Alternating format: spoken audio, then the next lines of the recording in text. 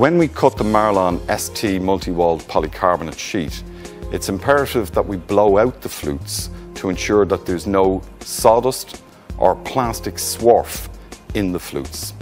Having done that, we then apply a solid tape to the top of the sheet. That's the sheet nearest to the wall, or the top nearest to the wall, and a vented tape where the sheet is running into the guttering end.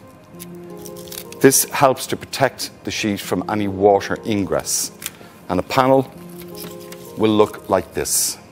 We'll have the solid tape at the top end, run straight across the top of the sheet, very easily applied. Just clips down like that. And on the bottom of the sheet, we have the grey vented tape. This allows for the air in the sheet to expand and to escape from the vented end of the sheet. To protect that, where it's running into the guttering, we have a U-profile, and this U-profile very simply clips up over the vented tape and protects it from moisture.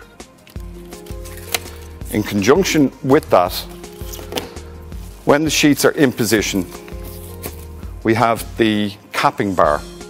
Capping bars are available in both white and brown finish. They are pre-drilled.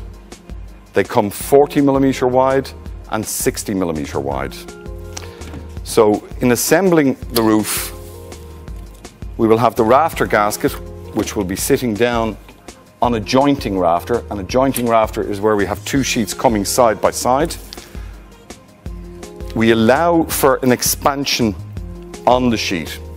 So as the sheet heats up during the day and cools down by night, the sheet will expand and contract due to the coefficient of linear expansion. And it's imperative that you leave a 10 to 12mm gap between the two sheets. The capping bar comes across the joint, and the fixing screws, usually 60mm long wood screws, are placed into the pre-drilled holes and tightened down into position. Again, it's imperative that you don't over-tighten the sheet and allow for some expansion and contraction. Finally, on the gable end of the sheet, there is an aluminium F-profile which finishes and fixes the gable ends of the sheet. For intermediary rafters, those rafters where sheets are not being butted edge to edge and there is no need for a capping bar to be used, the simple use of a fixing button will cover the job. Pre-drill a hole 18mm in diameter. This is to allow for the expansion of the sheet. A small bead of silicone, neutral curing. Please remember, it must be neutral curing silicone, as acetoxy silicones may in fact attack the polycarbonate sheet. A small bead of neutral curing silicone into the hole.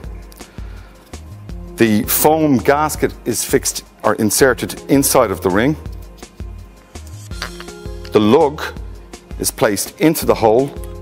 The screw goes down in place, and then the whole thing is drilled down into position. Do not over tighten the screw. Break off the lug, place a small amount of silicone on the screw head and insert the cap.